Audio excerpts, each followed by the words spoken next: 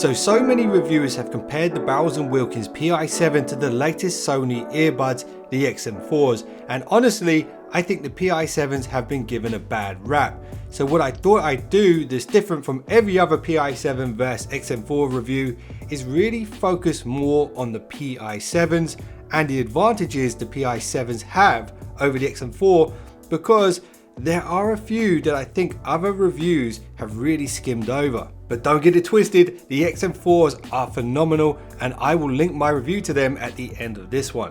Anyway, in this one I'll explain why I believe the price of the Pi7s is quite high and who I think Bowers & Wilkins have really made these for. Sounds good? Alright, let's go. The Bowers & Wilkins Pi7s are the company's first attempt at true wireless ANC earbuds, and I'm sure you already know Bowers & Wilkins are no amateurs when it comes to high-end audio, and far from it in fact. Did you know Bowers & Wilkins have actually been in the high-end audio game since the 70s? That's 50 years of experience, and that's actually even longer than Sony. But of course, Sony do have the advantage when it comes to true wireless earbuds based off of their back catalogue of successful earbuds. So what has Bowers & Wilkins done to bridge that gap? Well, let's start with where they've really spent the money. It's in the hardware. Where the XM4s have a newly designed and very impressive 6mm driver, Bowers & Wilkins have gone with a bigger 9.2mm driver. And here is something extra for the money. The Pi7s have dual hybrid drivers, so each driver has a tweeter and a dedicated amplifier. And on paper, this should make a difference when it comes to audio quality, particularly in the mids and highs.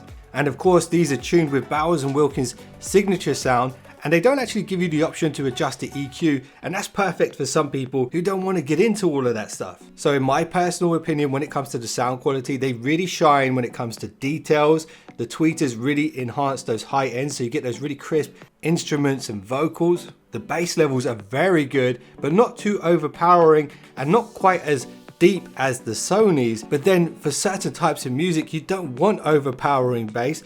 And I'm sure there's a lot of listeners out there who will really love this sound signature. And Bowers & Wilkins have also upped the XM4s in the mic department too. The Pi7s have a 6 microphone array, 3 on each side, versus the XM4's 4 microphone array. So on paper, the hardware on the Bowers & Wilkins Pi7s is superior, but it's certainly worth mentioning Sony's software side of things is second to none. If you want to learn more about that, make sure you hit that thumbnail at the end of this video. And this topic takes me nicely onto the Bowers & Wilkins app. So this has been quite heavily criticized by other reviewers, but let me try and defend it. So I think it's fair to say not all people who appreciate good music and God tier noise cancelling need an overly complicated app. I believe there's beauty in simplicity sometimes when it comes to software. And Bowers & Wilkins have kept it super simple. So this is how simple the app is. It uses Google's Fast Pair so that when you take the buds out of the case, they pair instantly. The main page on the app will show you your battery life on the buds and the case, and it will also allow you to toggle on auto ANC. So this will allow the earbuds to adapt on the fly based off of the noise floor in your surroundings. And it's really explained nicely here in this super simple, concise paragraph. And ambient pass-through is here as well, and that can be enabled here. It cannot be enabled with the touch controls on the buds. So you might want to use this if you go for a run and you don't want to get hit by a car. Because the ANC is so good, it might actually block out the car noise, which could put you in danger. So this is when you'd want to use the ambient pass-through. So before you go for a run, you'd need to enable this. It will feed the audio from the exterior mics into your ears so you can hear your surroundings. Now on page 2, although the Pi7s don't have multi-point pairing, Bowers & Wilkins have made it super simple to switch between previously connected devices. They've made it so easy. You just hit the switch and it will switch to that device. It's super simple. Now check out page 3 of the app, and true story here.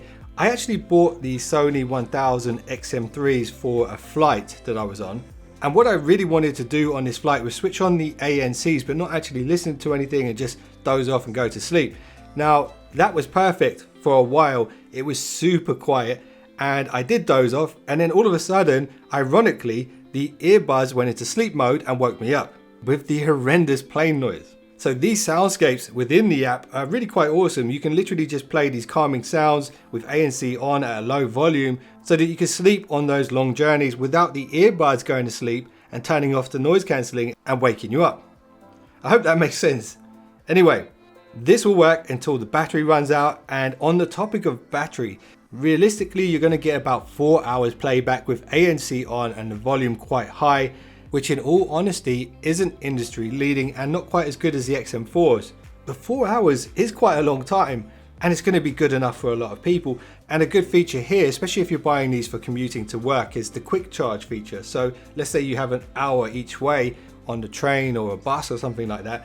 4 hours is plenty, but if you do run out, 15 minutes charge in the case will boost up your battery levels for 2 hours extra playback, and you can get around 20 hours max playback with the case and the buds combined. So they're definitely perfect for daily commutes. But if you're going to be using them for very long flights, probably around halfway through the trip, you might have to recharge them in the case.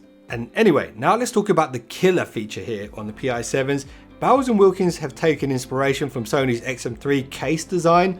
And why wouldn't you? The XM3s were widely considered the best ANC earbuds in 2020. Only Bowers & Wilkins have taken this design and made a couple of significant upgrades. First of all, the case is much smaller, and that's a big deal. Pocketability is very important for earbuds and any portable tech for that matter. But the real big deal here is the case has a world's first feature, and you legendary subscribers will know I love my world's firsts. So imagine being able to turn any analog signal into a Bluetooth transmission. That's what you can do here with the Pi7s. Let's say you've got an old school record deck or cassette deck or mini disc or even an old school iPod like this one.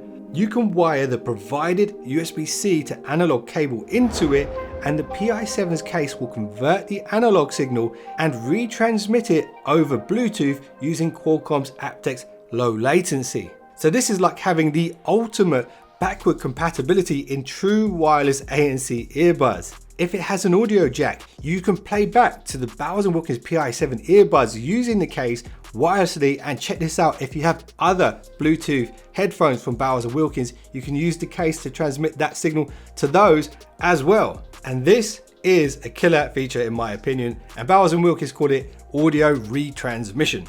And check this out, the fact that it can do this using Qualcomm's aptX low latency codec means you can use these with a PS5 controller, for example, or a Nintendo Switch, and you will have minimal lag, and that's something you can't do with other earbuds. Now let's talk about the area that a lot of reviews have skimmed over when comparing the XM4s to the Pi7s, and it's the codecs. And I know some of you will be wondering what the hell is a codec, and some of you will know full well, but let me try and keep it really simple. So here's an example. Your phone will code the audio, essentially packaging it for delivery to the earbuds, and when the earbuds receive them, they will decode the audio, unpackaging them for playback. Put the two words together, code and decoder, and you've got a codec. Anyway, the Bowers & Wilkins, I believe, are one of the first true wireless ANC earbuds to support Qualcomm's latest and greatest aptX adaptive codec. And the Sony XM4s have AAC, which is Apple's exclusive codec. So you'll only get this if you're listening from an Apple device or from an Apple streaming service. And SBC, which is a box standard codec that is pretty much available on any Bluetooth device. But the XM4s do have a secret weapon in the form of Sony's own LDAC. Which could also be a Klingon swear word, but what it actually is the best method for streaming high-res audio over Bluetooth right now. But LDAC does have its weaknesses when it comes to signal strength and interference, and these can affect quality. And if you're in an area, let's say an airport, where there's lots of people using Bluetooth signals, the RF environment could cause an issue for LDAC. And the XM4s might default back to the lower quality SBC codec. Now check this out, the Pi7s have Qualcomm's latest and greatest, the aptX adaptive. This codec has been designed to counteract all of those issues I just mentioned. It's more robust when it comes to interference, and it will switch on the fly seamlessly so that you always get a seamless, lag-free audio experience. And the icing on the cake when it comes to aptX adaptive is it supports low latency and it's also capable of receiving high-res audio at 24 bits, 48 kilohertz. And that's a pretty big deal. So there you have it. We have bigger drivers, more mics, easier to use software, a new codec, and the world's first audio retransmission case. These are the things you're going to get for that extra money.